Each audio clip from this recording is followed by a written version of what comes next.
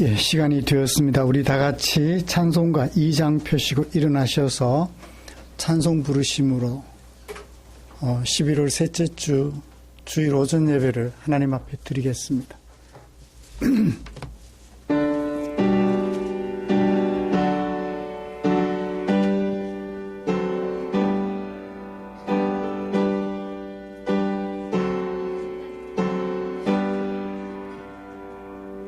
찬양 성부 성자 성령 삼위일체께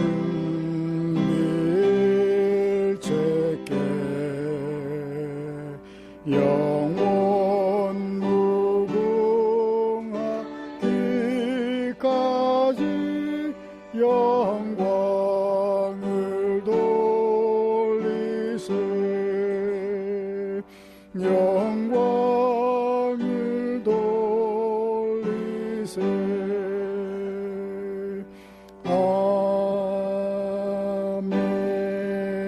아멘. 그러므로 형제들아, 우리가 예수의 피를 힘입어 성소에 들어갈 담력을 얻었나니 참 마음과 온전한 믿음으로 하나님께 나아가자. 아멘. 전능하사 천지를 만드신 하나님 아버지를 내가 믿사오며 그 외아들 우리 주 예수 그리스도를 믿사오니 이는 성령으로 잉태하사 동정녀 마리아에게 나시고 본디오 빌라도에게 고난을 받으사 십자가에 못 박혀 죽으시고 장사한 지 사흘 만에 죽은 자 가운데서 다시 살아나시며 하늘에 오르사 전능하신 하나님 우편에 앉아 계시다가 저리로서 산자와 죽은 자를 심판하러 오시리라. 성령을 믿사오며 거룩한 공회와 성도가 서로 교통하는 것과 죄를 사하여 주시는 것과 사는 것을 믿사옵나이다. 아멘.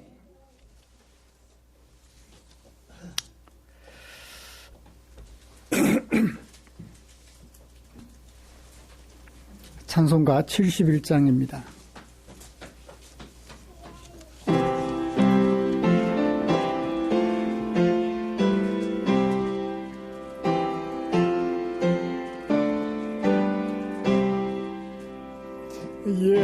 예부터 도움 되시고 내 소망 되신 주, 이 세상 풍파 중에도 늘 보호하시네.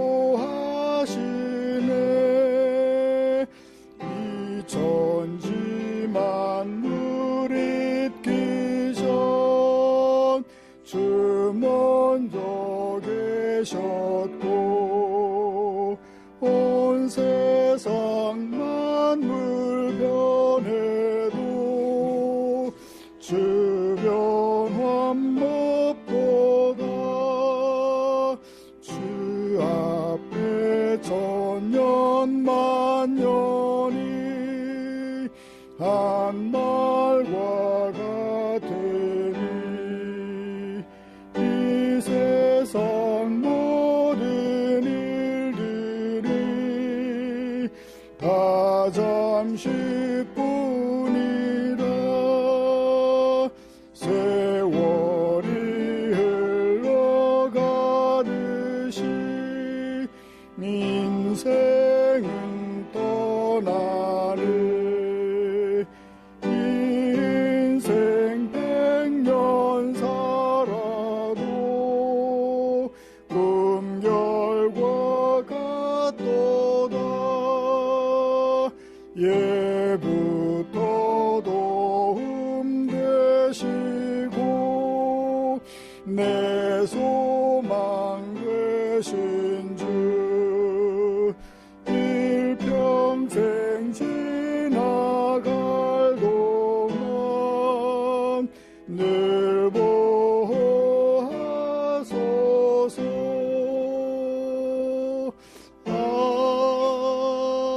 아멘. 교동문 73번입니다. 이사야 65장 교동문 함께 교독하겠습니다.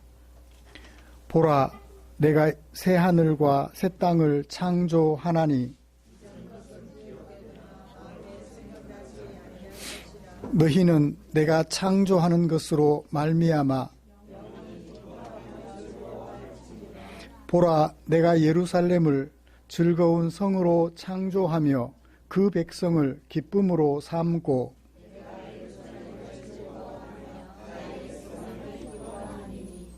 우는 소리와 부르짖는 소리가 그 가운데에서 다시는 들리지 아니할 것이며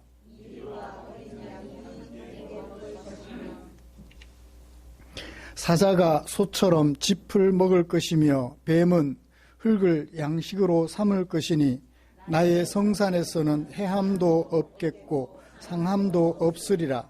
여호와께서 말씀하시니라. 아멘. 찬송가 135장 함께 부르시겠습니다.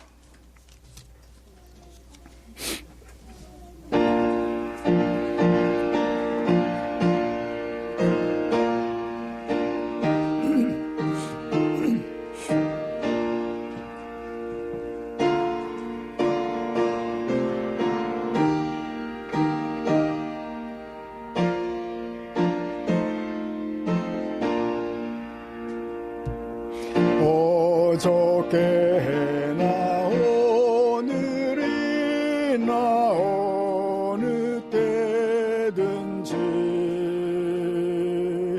영원토록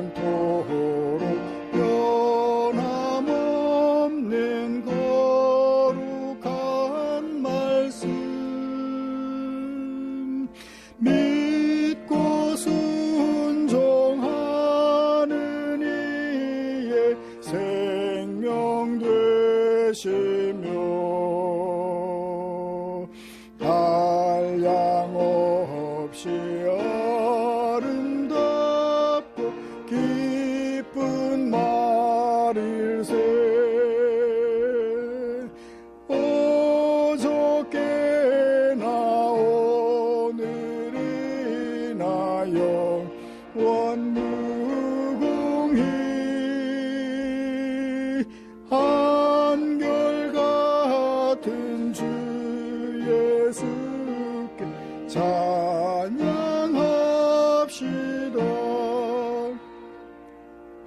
세상 지나고 변할지라도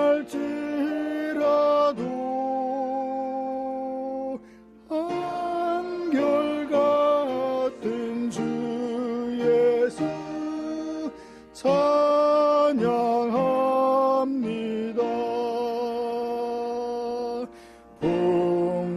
풍랑이는 바다 위로 걸어오시고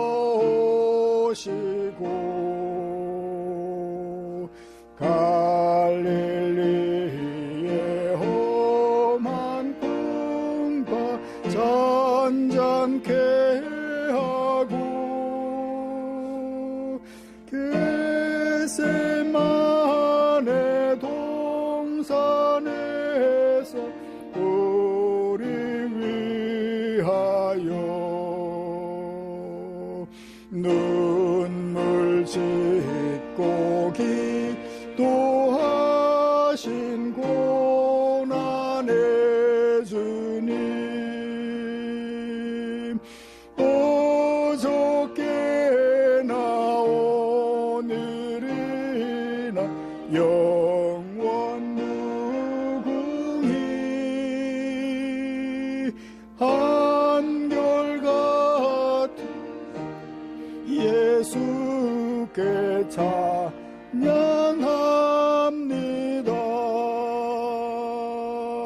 세상 지나고 변할지라도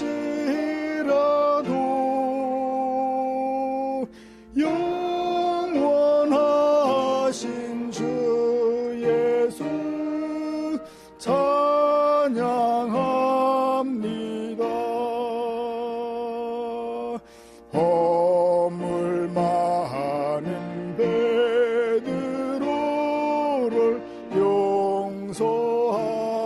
하시고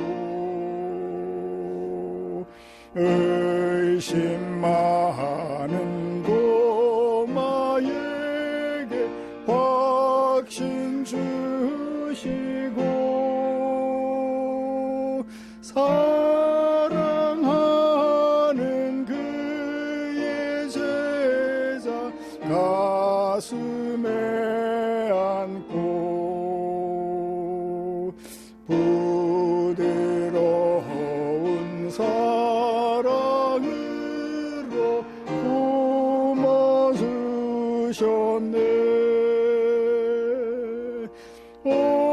어저께나 오늘이나 영원 무궁히 한결같은 주 예수께 찬양합니다.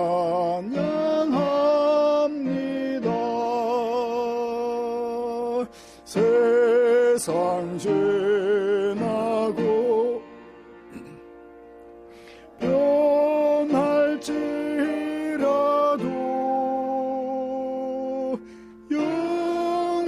영원하신 주 예수 찬양합니다.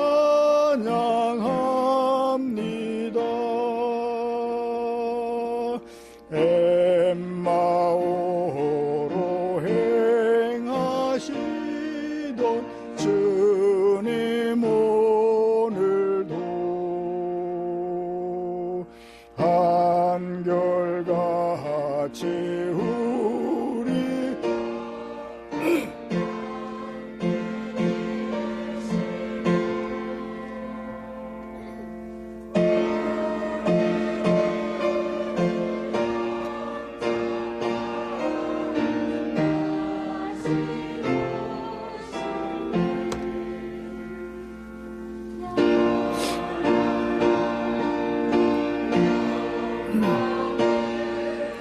친히 배우리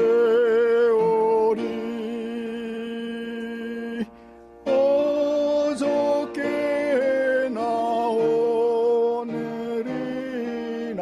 영원 무궁히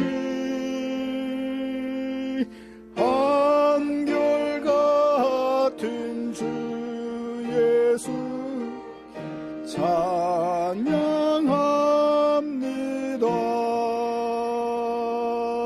세상 지나고 변할지라도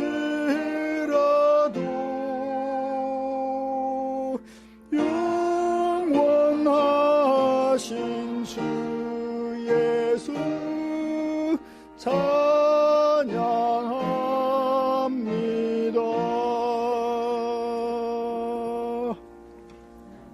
아멘. 이 시간에는 우리 김대웅 형제님 나오셔서 우리를 대표하여 기도해 주시겠습니다.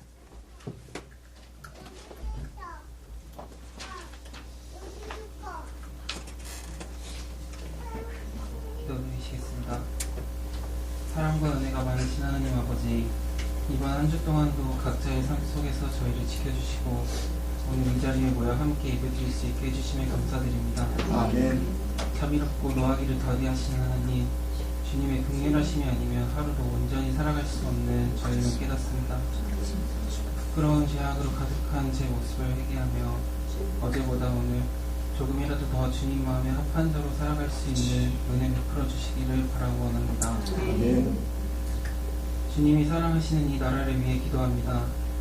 지금의 대한민국은 전쟁으로 인한 상처와 분단의 아픔은 망각한 채 미움과 다툼과 시기 질투로 가득한 암울한 시기를 보내고 있습니다. 위정자들은 더 이상 보수나 진보라는 인연이 아닌 각자의 이익을 챙기기에 급급하며 세대와 성별, 지역 간의 갈등은 어느 한 개인이나 집단이 바로잡을 수 없을 정도로 극심해져 가고 있습니다. 주님, 부디 이 나라를 불쌍히 여겨주시고 이럴 때일수록 교회가 먼저 바로 서게 하시고 나라를 위해 기도하는 그리스도인들이 많아지게 되기를 간절히 기도하고 원합니다. 다사다난했던 한 해가 지나고 어느덧 성탄과 새로운 한 해를 준비하는 시기가 되었습니다. 이 시기도 예수님의 오심을 기억하고 그 삶을 되새기며 하나님 사랑과 이웃 사랑을 실천할 수 있는 우리가 되기를 소망합니다. 아이부터 어른에 이르기까지 주님께서 사랑하시는 포항 충정교회 가족 구성원들을 보살펴 주시고 각자의 어려움과 아픔 속에서도 모두를 눈동자처럼 지켜주시고 이 추운 겨울 보내기에 부족함 없는 은혜 베풀어 주시길 원합니다. 아멘. 오늘도 말씀 선포하시는 목사님에게 능력 더하여 주시고 그 선포되는 말씀이 저희 개개인의 육신이 되어 우리 삶이 변화되고 말씀으로 새롭게 거듭나는 은혜가 있기를 소망합니다. 아멘. 보이지 않는 곳에서 예배를 위해 봉사하는 섬김의 손길 또한 기억해 주시고 저마다의 이유로 예배에 참석하지 못한 성도들에게도 동일한 축복 더하여 주시기 원합니다. 이 모든 말씀 살아계신 예수 그리스도 이름으로 기도드립니다. 아멘.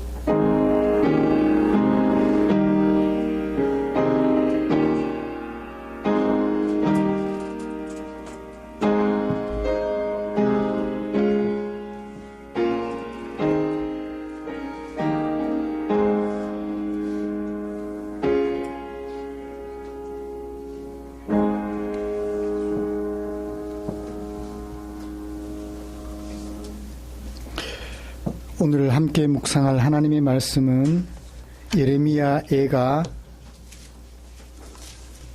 5장입니다. 5장 19절부터 22절까지.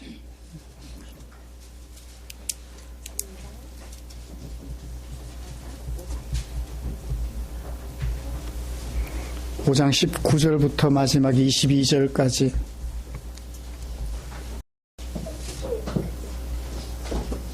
한 목소리로 같이 읽고 싶습니다. 여호와여, 주는 영원히 계시오며 주의 보좌는 대대에 이르나이다. 주께서 어찌하여 우리를 영원히 잊으시오며 우리를 이같이 오래 버리시나이까. 여호와여, 우리를 주께로 돌이키소서. 그리하시면 우리가 주께로 돌아가겠사오니 우리의 날들을 다시 새롭게 하사 옛적 같게 하옵소서. 주께서 우리를 아주 버리셨사오며 우리에게 진노하심이 참으로 크심이니이다. 아멘. 성탄절이 가까워 오는데 성탄절에만 성탄절 찬양을 부를 것이 아니라 미리부터 좀 불러도 좋을 것 같아요. 오늘은 특별 찬양을 114장 찬송가 114장 같이 불렀으면 합니다. 찬송가 114장.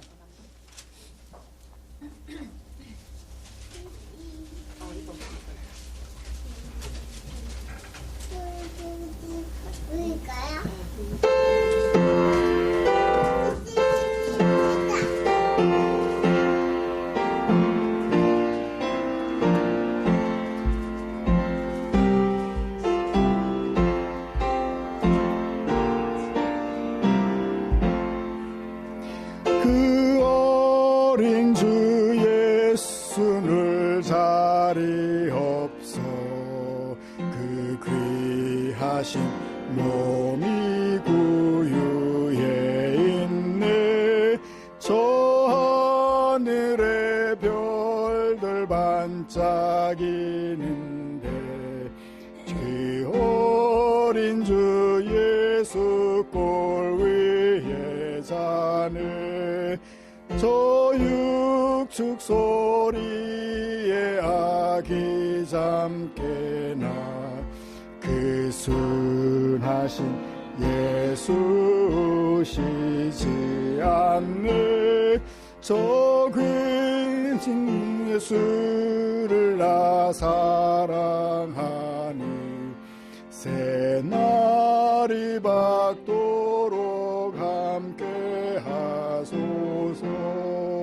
주 예수 내 곁에 가까이 계셔 그 한없는 사랑을 베푸시고 온 세상 아기들 다 품어주사 주 품 안에 안겨 살게 하소서.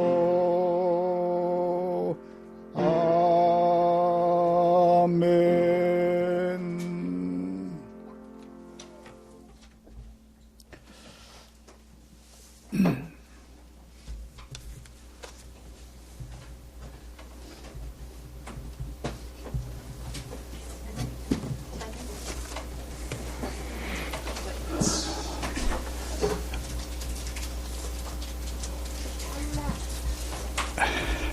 우리는 지난주에 예레미야 애가 4장 11절부터 16절까지 말씀을 통해서 선지자가 밝혀준 유다 왕국의 패망 원인을 살펴보았습니다. 종교인들, 곧 거짓 선지자들과 제사장들의 죄악 때문에 하나님께서 유다 백성들을 이방인들의 조롱거리가 되게 하셨다는 것이었습니다. 어제 이런 제목의 광고를 보았습니다. 좌파 목사들을 묶는 기도회. 이게 도대체 무슨 기도회인가? 그들을 묶어버려야 된대요. 묶어버리는 기도회. 하나님께서는 참 선지자와 거짓 선지자는 구분하셨어요. 구약 성경을 읽다가 보면 거짓 선지자, 참 선지자라는 말은 나오지만 좌파 선지자, 우파 선지자라는 말은 없어요. 그런데 이 종교인들은, 오늘날의 종교인들은 좌파 종교인과 우파 종교인으로 구분하고 있는 것을 그 광고를 보면서 생각해 보았습니다. 예레미야 당시에는 친정부적인 발언을 하는 종교인들을 가리켜 뭐라고 했죠? 거짓 종교인들이라 했습니다. 거짓 선지자라고 했죠. 바벨론에 항복하지 않아도 된다. 저항하라. 포로로 붙잡혀 가더라도 2년 만이면 돌아온다. 친정부적 발언을 했죠. 거짓 선지자들이라고 얘기를 했습니다.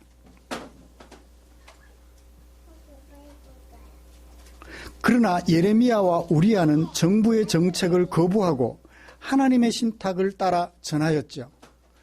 항복하라고. 항복하고 바벨론의 포로로 붙잡혀 가서 70년을 생활하면 하나님께서 돌아오게 하실 거야. 정부의 생각과는 정반대의 신탁을 전했습니다. 유다 왕국의 역사는 누구의 예언대로 되었나요? 오히려 반정부적 발언을 한 예레미야와 선지자 우리야의 예언대로 되었죠. 유다는 비참하게 짓밟혔고 조롱거리가 되었으며 70년 포로 생활이 끝나는 해에 하나님의 종 고레스로 말미암아 어떻게 되었나요?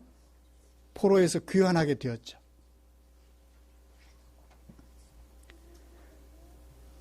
오늘날에도 여전히 동일한 것 같습니다. 좌파 우파가 문제가 아니라 거짓 선지자냐 참 선지자냐가 문제지, 좌파 목사냐 우파 목사냐 그게 문제가 아닌 것 같아요. 오늘날에 이런 종교인들의 폐단은 날로 심각해져 가고 있습니다. 사랑하는 성도 여러분, 종교인들은 비단 목회자만 가리킨다고 할 수 없습니다. 하나님을 알고 하나님을 믿는 모든 그리스도인들을 가리켜 우리는 종교인이라고 할 수 있겠죠. 지난 한 주간 동안 거짓 종교인들로 인한 우리 사회의 폐단을 구별해 보셨나요? 하나님의 정의보다는, 또 하나님의 사랑보다는 사람들이 만들어낸 이념과 사람들의 저주가 세상을 뒤덮었음을 우리는 보고 있습니다. 이런 현실을 보면서 많은 생각들을 하셨을 것이라고 믿습니다. 너희는 악을 미워하고 선을 사랑하며 성문에서 정의를 세울지어다. 만군의 하나님 여호와께서 혹시 요셉의 남은 자를 불쌍히 여길지 아니?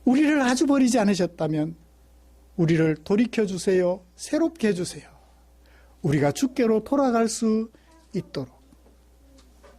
앞에 두 절과 뒤에 두 절이 구분되죠? 주님 앞에서, 하나님 앞에서 우리 자신을 돌아보고 하나님 앞에 탄원 기도를 합니다. 우리를 버리지 않으셨다면, 영원히 버리지 않으셨다면 돌이켜주세요. 새롭게 해주세요. 이 마지막은 어디에 근거했을까요? 1장 1절을 함께 읽어봅시다. 예레미야가 1장 1절 시작. 슬프다 이성이여, 전에는 사람들이 많더니 이제는 어찌 그리 적막하게 되었는고. 전에는 열국 중에 크던 자가 이제는 과부같이 되었고, 전에는 열방 중에 공주였던 자가 이제는 강제 노동을 하는 자가 되었구나. 1장 1절을 시작하면서 예레미야 예가는 절망으로 시작했어요. 그런데 마지막 5장 19절 22절에서는 희망으로 마무리하고 있어요. 그래서 오늘 제목을 절망에서 희망을 찾다라고 정해 보았습니다. 예가를 마무리하면서 선지자는 하나님을 떠났던 유다 백성들을 하나님께로 돌이키게 해 주실 것을 간구하고 있어요. 새롭게 해 주실 것을 간구하고 있어요. 이런 말씀을 가지고 먼저 선지자의 간구 내용과 간구 목적을 살펴보면서 선지자의 현실에 대한 인식을 정리해 보았으면 합니다. 선지자의 현실 인식은 어떠했던가? 그리고 이어서 선지자가 현재의 난국 타개를 위하여 왜 하나님께 간구하게 되었는지, 도대체 무엇 때문에 하나님께 간구하게 되었는지 그 근거를 살펴보면서 오늘 설교를 진행해 가려고 합니다. 선지자의 간구 내용과 간구 목적을 살펴보면서 현실에 대한 선지자의 인식을 좀 정리해 볼까요? 보십시다. 20절 주께서 우리를 영원히 잊으셨다. 우리를 이같이 오래 버리셨다. 그것을 수사적 의문문으로 표현해놨죠. 잊으셨습니까? 버리셨습니까?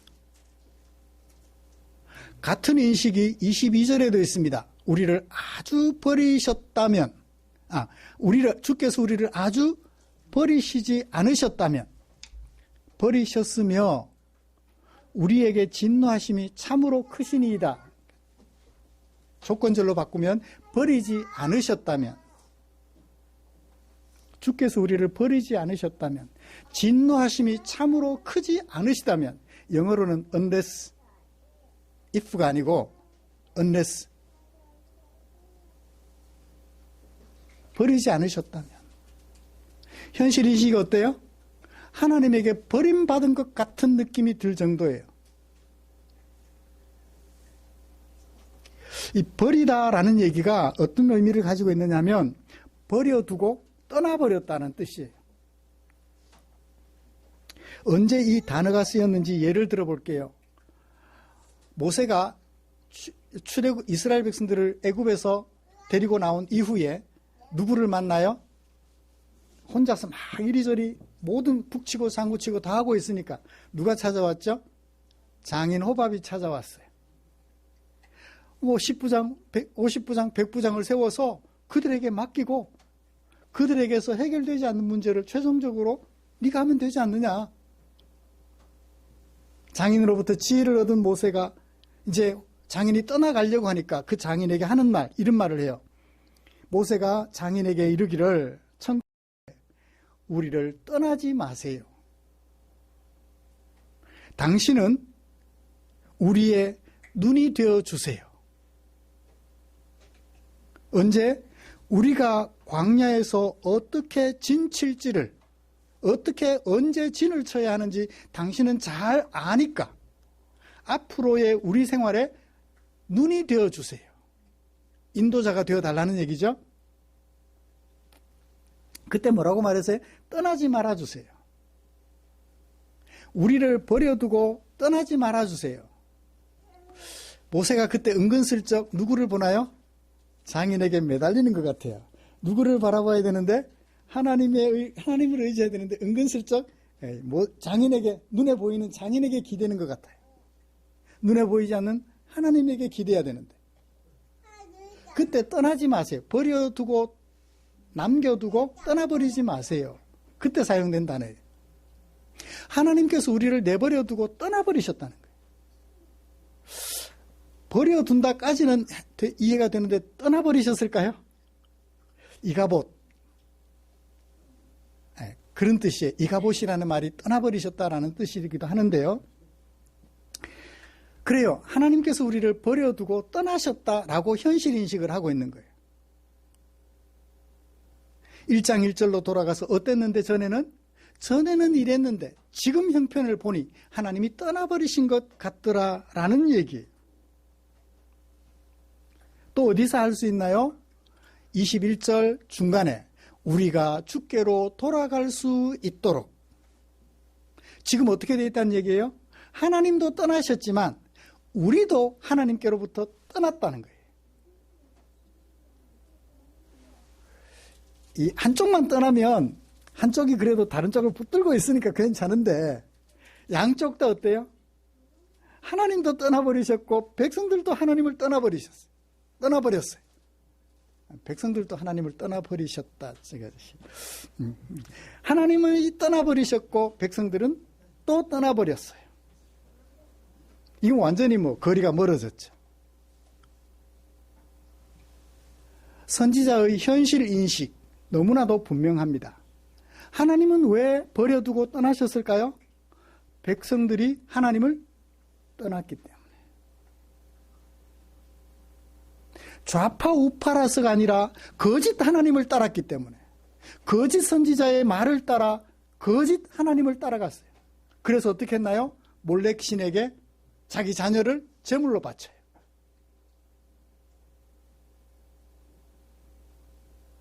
가짜 하나님을 만들어 놓고 섬기는 그들을 따라가 버렸던 거예요. 백성들도 하나님을 떠났고 하나님도 그런 백성들을 떠나 가버리셨어요.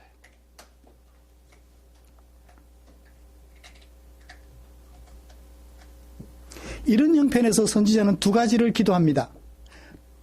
돌이키소서, 새롭게 하소서. 여기 돌이키다라는 말은 바벨론의 포로로 붙잡혀가서 생활한다 했잖아요. 그러니까 포로 생활 종료하고 예루살렘으로 돌아가게 해주세요. 귀환하게 해주세요. 그런 뜻일까요? 뒤에 돌이키소서, 돌아갈 수 있도록 이라고 한 얘기를 참고해보면요. 우리가 하나님께로 돌아갈 수 있도록 하나님도 우리에게 돌아와 주세요. 하나님이 돌아와 주시지 않으면 우리는 이 난국을 타개할 수 없다라는 인식이 강해요. 내가 아무리 하나님께로 돌아간다 할지라도 하나님이 돌아와 주시지 않으면 무엇을 기도하고 있나요? 하나님의 자비를 기도하고 있는 거예요.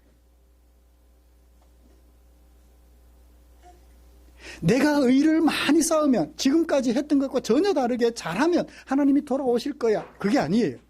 하나님이 돌아와 주셔야 우리가 하나님께로 돌아갈 수 있다는 거예요.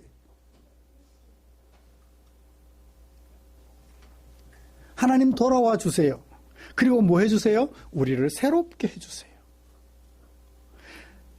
하나님께서 우리에게 돌아와 주시고 우리가 새롭게 되는 것은 누구에게 달려있다? 하나님에게 달려있다라는 인식을 선지자는 분명하게 하고 있습니다.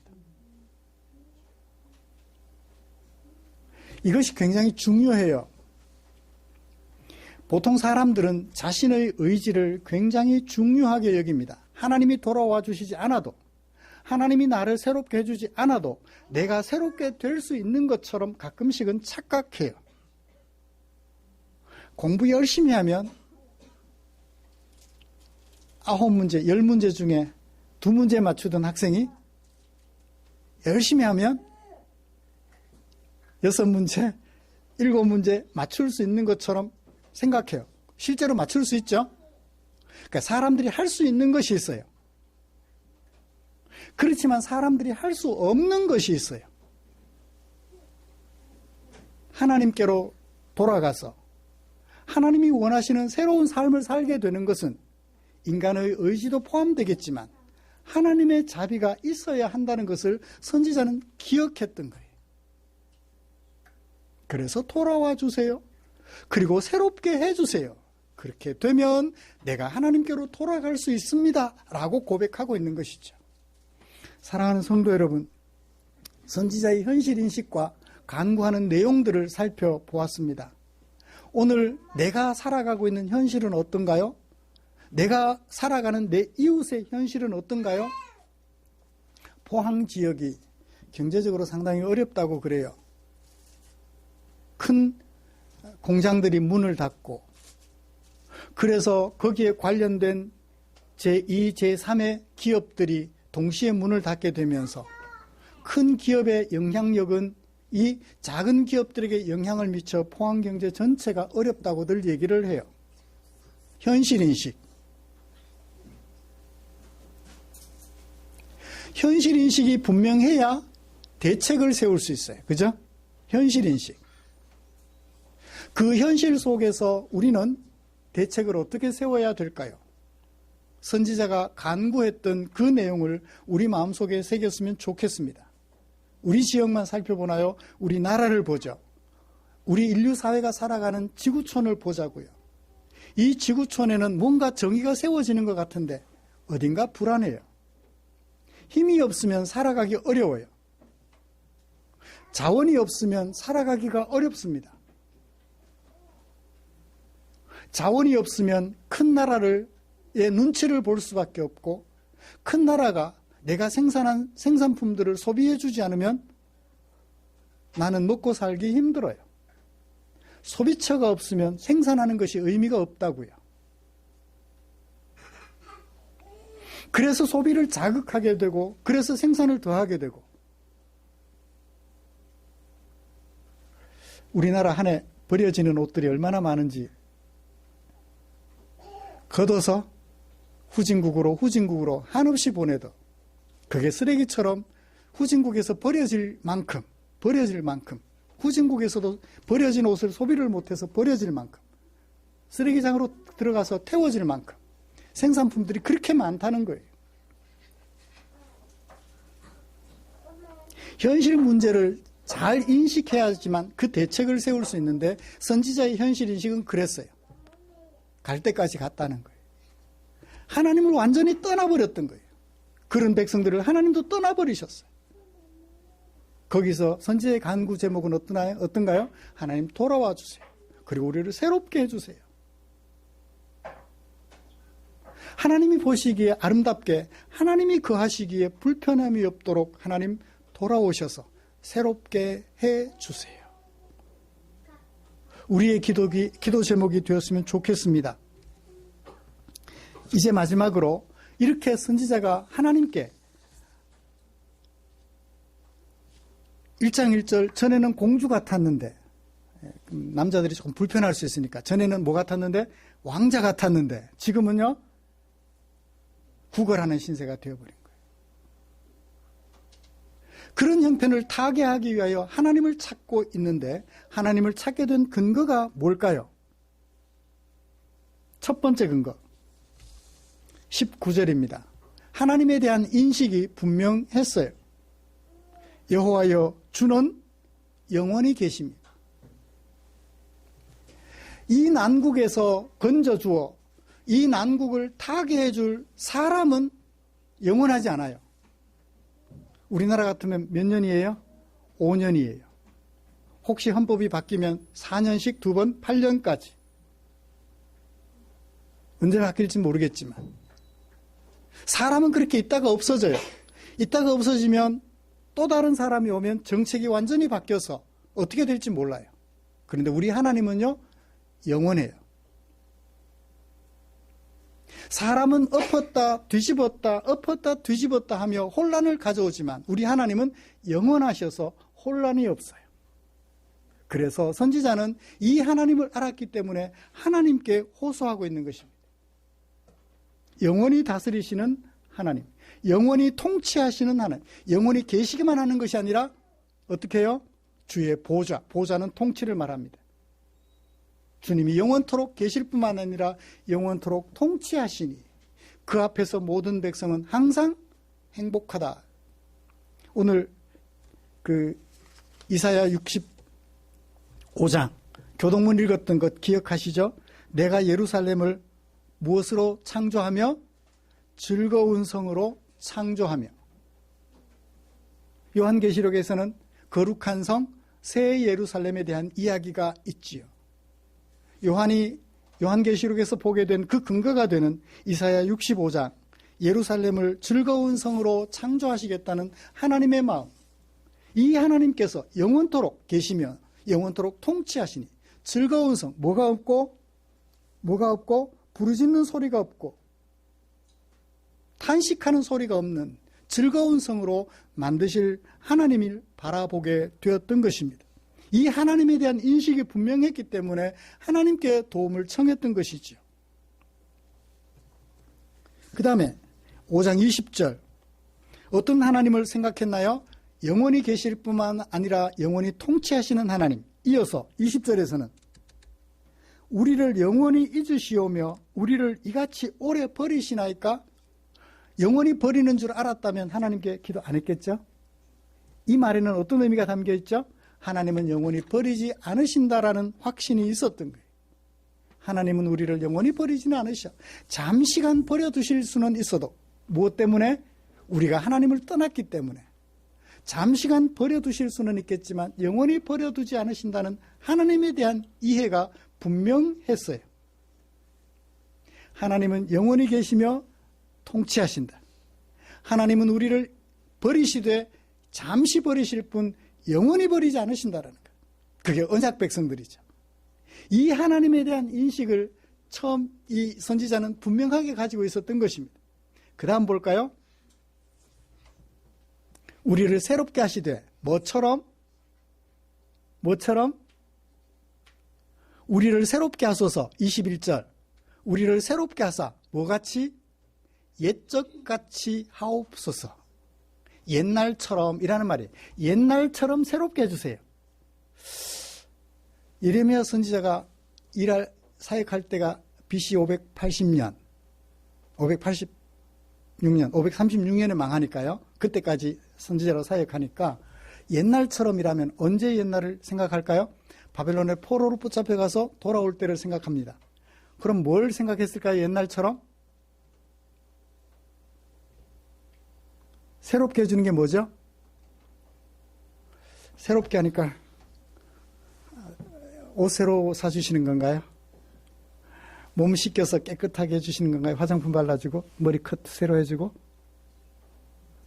하나님께로 돌아간다. 하나님을 떠나서 우상을 숭배했던 그들, 하나님을 떠나서 하나님의 정의를 포기했던 그들, 하나님에게 돌아가서 하나님의 공의를 실현하는 이웃사랑, 하나님 인정 이웃사랑을 실천하는 그들이 되게 해달라. 뭐처럼? 옛날처럼. 뭘 염두에 뒀을까요? 제가 설명을 드리죠. 어제 한 국회의원이 연설하는 것을 들었어요. 과거가 현재를 살렸다. 죽은 사람이 산 사람을 살렸다. 라는 얘기를 국회의원 한 사람이 얘기를 했어요. 누가 한 얘기죠?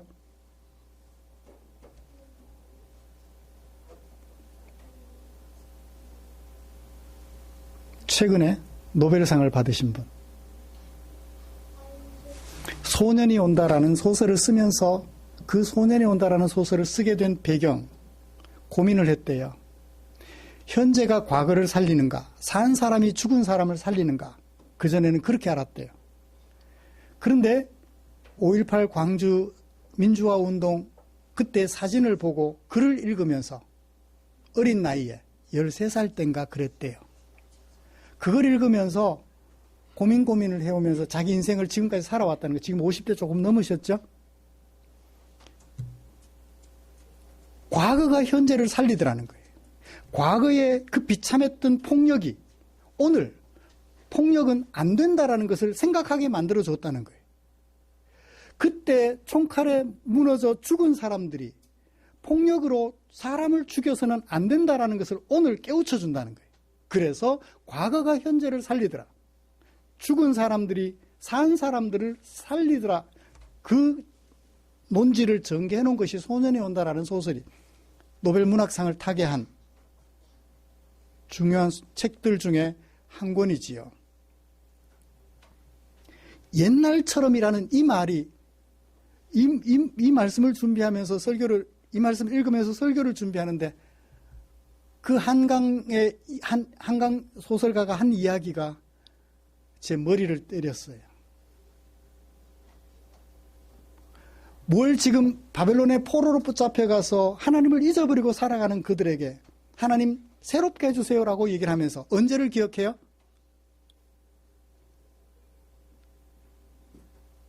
800년 전, 900년 전 애굽에서 나올 때를 생각하는 거예요. 하나님께서 이스라엘 백성들을 애굽에서 이끌어내시며 뭐라고 말씀하셨나요? 나는 너를 종되어 살던 애굽에서 인도하여 낸 여호와로라.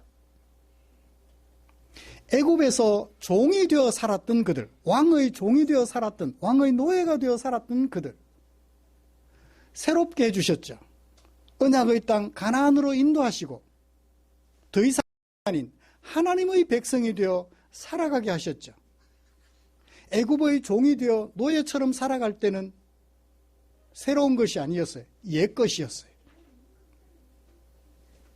이제 하나님의 언약 백성으로서 자유인이 되어 모든 사람이 평등한 가운데 안식일에 뭐 해요?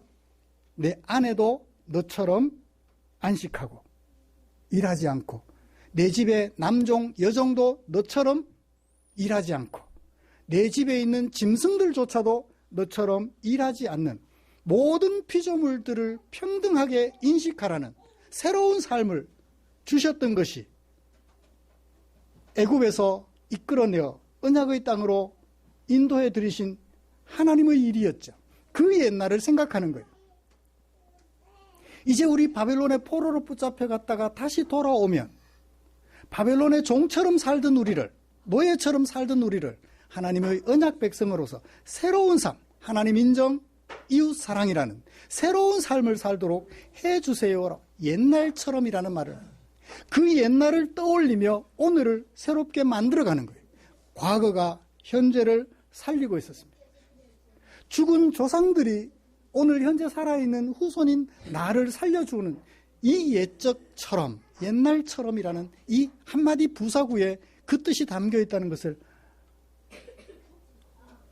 늘 과거를 기억하면 과거는 현재를 만들어가는 도구다라고 얘기를 해왔지만 그 한강 작가의 이야기가 제 머리를, 본문을 이해하는데 뼈를 때리는 것처럼 천둥처럼 제 머릿속에 와닿았어요. 말씀을 마치겠습니다. 사랑하는 성도 여러분, 우리는 현실 인식을 제대로 해야 돼요. 하나님이 우리를 떠나버리셨다고 착각하지 마십시오. 우리가 하나님을 떠나 있기도 합니다.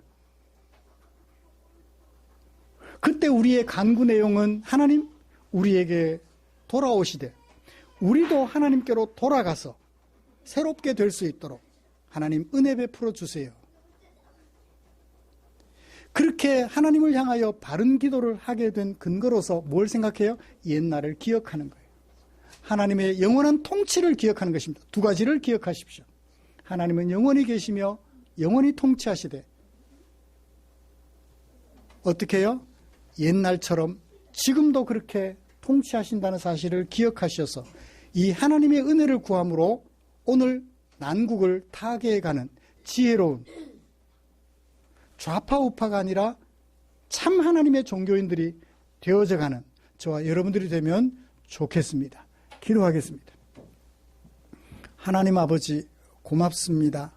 우리를 사랑하여 주의 백성으로 불러주시고 귀한 말씀을 남겨주셔서 그 말씀을 읽으며 하나님의 마음을 찾아가게 하셨습니다. 하나님 아버지, 이 귀한 말씀을 오늘 또 살펴보았습니다. 현실인식, 하나님이 우리를 떠나신 것이 아니라 우리가 하나님을 떠났다는 사실을 인식하게 하시고 하나님께서 우리에게 돌아와 달라고 간구하면서 우리가 하나님께로 돌아갈 수 있도록 하나님께서 우리에게로 돌아와 달라고 기도하면서 옛날을 기억하고 하나님의 통치를 기억하며 기도하는 당신의 종들 되게 하여 주시옵소서. 예수님의 이름으로 기도드리옵나이다. 아멘.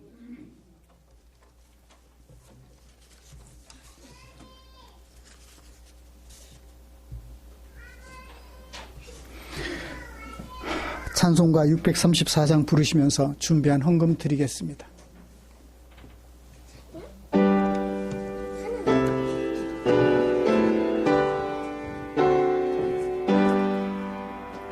모든 것이 주께로부터 왔으니 이 예물을 주께 드리나.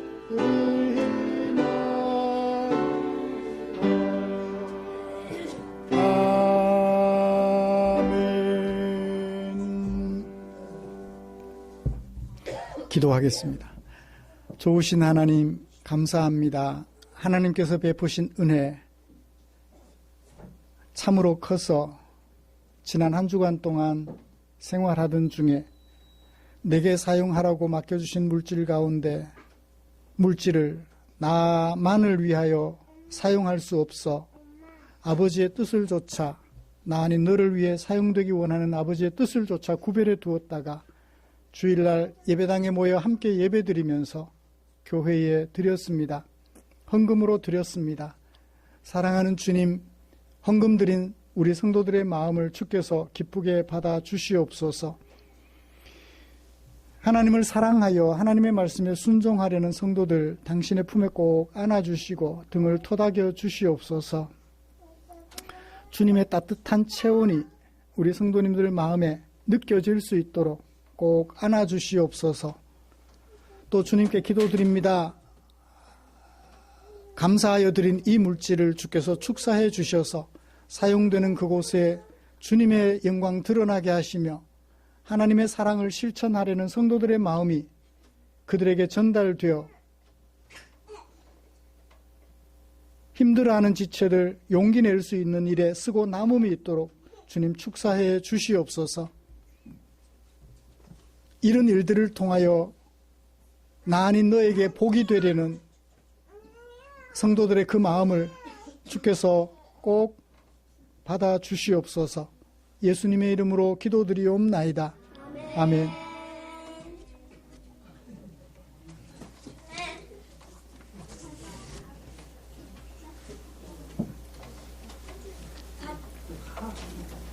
교회 소식 알려드리겠습니다.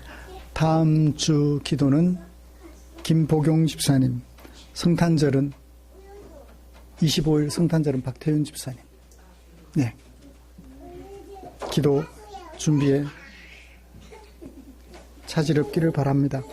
우리의 삶과 인격을 아름답게 하는 하나님의 말씀 묵상에 최선을 다해 주십시오.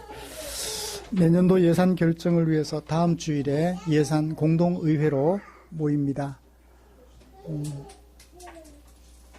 곁에 계시는 분들과 인사 나누시죠.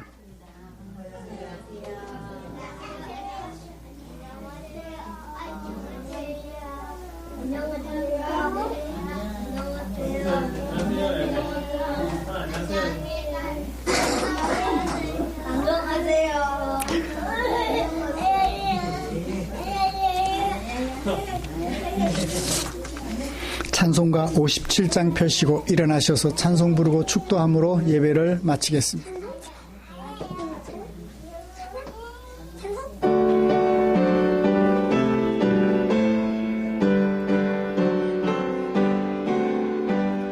오늘 주신 말씀에 새 힘 얻어서 세상으로 나가서 살아갈 때에 나 혼자 힘으로 늘 부족하오니 주여 나를 도우사 승리하게 하소서. 기도하겠습니다.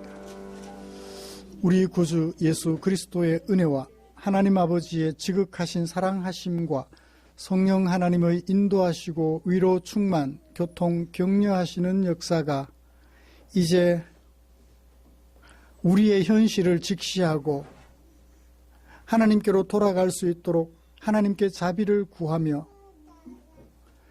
구하되 옛적 성경 속에 기록된 하나님의 역사를 기억하여 믿음 가운데 하나님께 간구하며 우리의 삶을 새로운 삶으로 하나님이 복 주시는 새로운 삶으로 다듬어 가려고 예배드리며 다짐하며 예배를 마치는 모든 지체들 위해 지금부터 영원토록 함께 계시기를 축원하옵나이다.